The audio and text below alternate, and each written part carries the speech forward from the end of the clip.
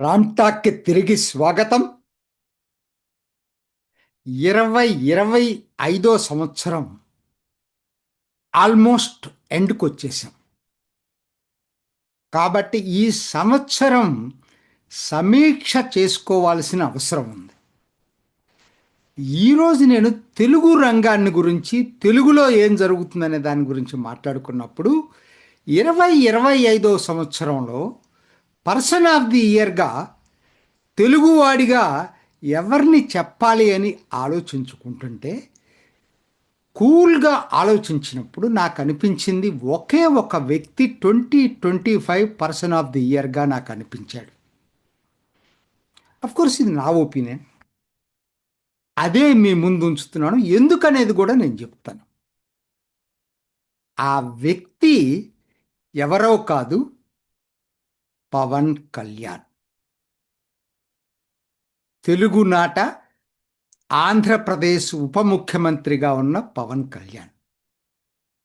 ఎందుకు నేను ఈ కంక్లూషన్కి వచ్చానో క్లుప్తంగా మీకు చెప్పడానికి ప్రయత్నం చేస్తా. ముందుగా, జనసేన పార్టీ 2014లో స్థాపించిన మొట్టమొదటిసారి 2024 ఎన్నికల్లో గణనీయమైనటువంటి గుర్తింపు వచ్చింది. 21కి 21 స్ట్రైక్ రేటు 100% స్ట్రైక్ రేట్ తోటి గెలవటమే కాకుండా ఉప ముఖ్యమంత్రిగా పదవి చేపట్టడం. కానీ దాని యాక్చువల్ దాని ప్రభావం ఏంటి అనేది 2025లో కనపడింది జనాలకి. పార్టీని అసలు ఇది పార్టీ ఎలా ఉంటుంది? ఎందుకంటే నిధులు లేనటువంటి పార్టీ. మిగతా పార్టీలాగా తెలుగుదేశం పార్టీ, వైఎస్ఆర్సీపీ లాగా కాదు. కానీ ప్రజాబలం ఉన్నటువంటి పార్టీ, సంకల్ప బలం ఉన్నటువంటి పార్టీ. దాన్ని 2025లో శాశ్వతంగా తెలుగులో రాజకీయ శక్తిగా స్థిరీకరణ చేసినటువంటి సంవత్సరం. ఆ విధంగా జనసేన పార్టీని పవన్ కళ్యాణ్ ఒక స్టెబిలైజ్ చేసుకోగలిగాడు 2025లో. దానికి ముఖ్య కారణం కూడా ఒకటి, తన పాలన మొట్టమొదటిసారి పాలనలోకి వచ్చాడు. ఆయనకి రాజకీయాల్లో మొట్టమొదటిసారి పదవులు తీసుకోవటం అదివరకు ఎప్పుడూ లేనటువంటిది. తీసుకున్న తర్వాత 2025లో పాలన అంటే ఇలా ఉండాలి అనే పద్ధతిలో ఓ రోల్ మోడల్గా తన శాఖల్ని నిర్వర్తించాడు. నేను చెప్పటం కాదు, జనం చెప్తా ఉన్నారు. పంచాయతీరాజ్ శాఖ, గ్రామీణాభివృద్ధి శాఖలో తన ముద్రను వేసుకోగలిగాడు. ఏదైనా జలజీవన్ మిషన్ కోసం తిరిగి పథకాలు రచించటం అయిన దగ్గర నుంచి, మ్యాజిక్ డ్రెయిన్ కాన్సెప్ట్ని తీసుకొచ్చే దగ్గర నుంచి, నిన్ననే కేంద్ర సెక్రటేరియట్ నుంచి పంచాయతీరాజ్ కార్యదర్శి వచ్చి విజిట్ చేసినట్టుగా తెలిసింది ఆ నమూనాని. అట్లానే స్వచ్ఛరథ్ పేరుతోటి గ్రామాల్లో వేస్ట్ కలెక్షన్ దగ్గర నుంచి మీకు ఒకటి కాదు, అసలు పల్లె పండగ, అడవి తల్లి బాట, ఇలా అన్ని విధాలుగా ప్రజల మన్నల్ని చూడగొన్న పాలన పవన్ కళ్యాణ్ది. సో అటు పార్టీగా ఇటు పాలనాపరంగా ముద్ర వేసుకోవటానికి పూర్తి అవకాశం వచ్చిన సంవత్సరం 2025. This is the first and foremost నా దృష్టిలో. అదే టైంలో సైమల్టేనియస్గా సినిమా రంగంలో కూడా తన జీవితంలోనే హయ్యెస్ట్ గ్రాసర్ వచ్చినటువంటిది కూడా ఈ సంవత్సరమే. ఓజీకి దాదాపు 300 కోట్లకు పైగా వసూలు చేసినట్టుగా చెప్తా ఉన్నారు. తన కెరియర్లోనే కాదు, 2025లో తెలుగు సినీ పరిశ్రమలో హయ్యెస్ట్ గ్రాసర్ ఇదే సినిమా. ఆ విధంగా కూడా పవన్ కళ్యాణ్ తనదైన ముద్రని 2025లో వేసుకోగలిగాడు. ఇక దేశవ్యాప్తంగా చూసేటట్టయితే ఎప్పుడూ లేని విధంగా ఒక తెలుగు వ్యక్తి అత్యంత ప్రజాదరణ. ట్విట్టర్కి వెళ్ళండి, పోస్టింగ్స్ చూడండి. మీరు చాలామంది ట్విట్టర్లో పవన్ కళ్యాణ్ గురించి ఏ విధంగా పొగుడుతున్నారో తెలుస్తుంది. మన తెలుగు వాళ్ళు కాదు, మిగతా వాళ్ళ సంగతి నేను చెప్తుంది. అట్లానే మీరు తమిళనాడు వెళ్ళండి, కర్ణాటక వెళ్ళండి, ఉడిపిలో ఇటీవలే ఆయనకి అభినవ కృష్ణదేవరాయ బిరుదు కూడా ప్రదానం చేశారు. తమిళనాడులో మదురైలో మురుగన్ భక్తుల సమావేశం జరిపితే ముఖ్య అతిథిగా పవన్ కళ్యాణ్ పిలిచారు. ఇలా ఇవాళ సనాతన ధర్మ పరిరక్షకుడిగా చాలామంది చాలా చివరికి ఆర్ఎస్ఎస్కి ముఖ్యమైనటువంటి ఆర్గనైజర్ పత్రికలో కూడా పవన్ కళ్యాణ్ గురించి పొగుడుతో వేషాలు వచ్చినాయి. సో తెలుగువాడుగా ఇతర ప్రాంతాల్లో కూడా మన్ననలు పొందుతున్నటువంటి వ్యక్తి పవన్ కళ్యాణ్.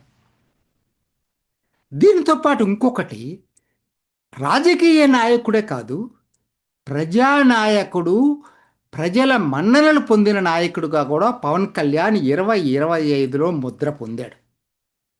ఎన్నో సంఘటనలు ఉన్నాయి. ఒక్క సంఘటన చెప్తాను, ఎందుకంటే అది నిన్న జరిగిన సంఘటన. 2 రోజుల క్రితం ఇప్పటం. జనరల్గా రాజకీయ నాయకులు ఏంటంటే వాగ్దానాలు చేస్తారు కానీ మళ్ళీ తిరిగి ఆ వాగ్దానాల అమలు కోసం మర్చిపోతూ ఉంటారు. అంటే వాళ్ళకున్న బిజీ షెడ్యూల్ కావచ్చు, ఏదైనా కావచ్చు. కానీ పవన్ కళ్యాణ్ అలా కాదు. ఆయన ఏదైతే చెప్పాడో దాన్ని ఆచరించటానికి ప్రయత్నం చేస్తాడు. ఎందుకంటే ఆవిడ దగ్గరికి వెళ్ళాల్సిన అవసరమే లేదు మళ్ళా. కానీ గుర్తుపెట్టుకొని ఆవిడ దగ్గరికి వెళ్ళి మళ్ళా ఒక్కసారి ఇండ్ల నాగేశ్వరమ్మ, ఇప్పటం గ్రామం, అక్కడికి వెళ్ళి ఆవిడ్ని పరామర్శించటం అనేది, ఆవిడ్ని కాదు ఆయన పరామర్శించింది, ఎన్నో లక్షలాది మంది ఆంధ్ర ప్రజల గుండెల్ని తట్టాడు. అది సింబాలిక్, ఆవిడదని కాదు అక్కడ. అంటే ఆయన క్యారెక్టర్ ఏంటో అర్థమవుతా ఉంది.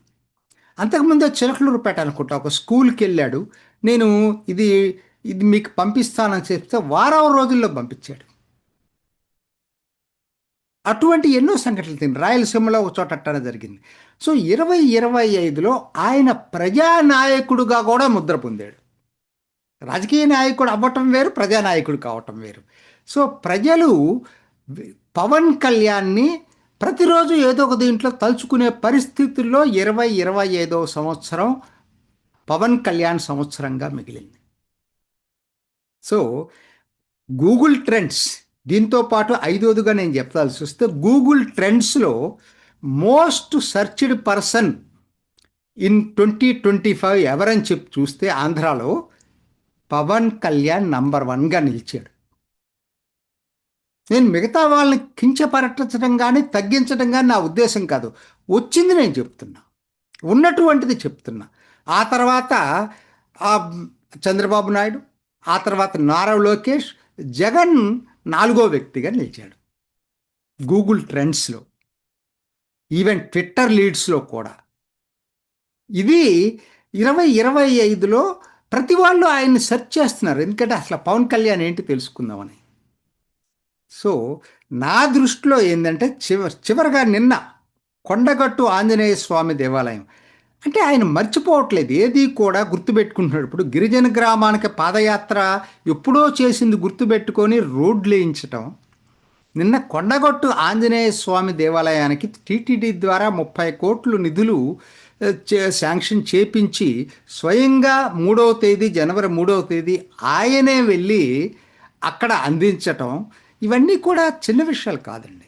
ఇది ఒక్క మాటలో చెప్పాలంటే నేను, ఎందుకంటే ఇలా చెప్పుకుంటూ పోతే పవన్ కళ్యాణ్ 2025 ఎందుకు అంటున్నానంటే, ఒకే ఒక్క మాటలో 2025 తెలుగు స్టార్ పవన్ కళ్యాణ్. పవన్ కళ్యాణ్ రాక్స్. ఇది ఈనాటి రామ్ టాక్. ఇంకొక ఎపిసోడ్లో మళ్ళీ కలుసుకుందాం. నమస్తే. చూసారు కదండి, మరి ఈ వీడియో కనుక మీకు నచ్చినట్లయితే ఒక లైక్ కొట్టేసి మీ అభిప్రాయాన్ని కూడా కామెంట్ బాక్స్లో తెలియజేస్తూ ఇలాంటి ఇంట్రెస్టింగ్ అప్డేట్స్ కోసం మా ఛానల్ని సబ్స్క్రైబ్ చేసుకోండి.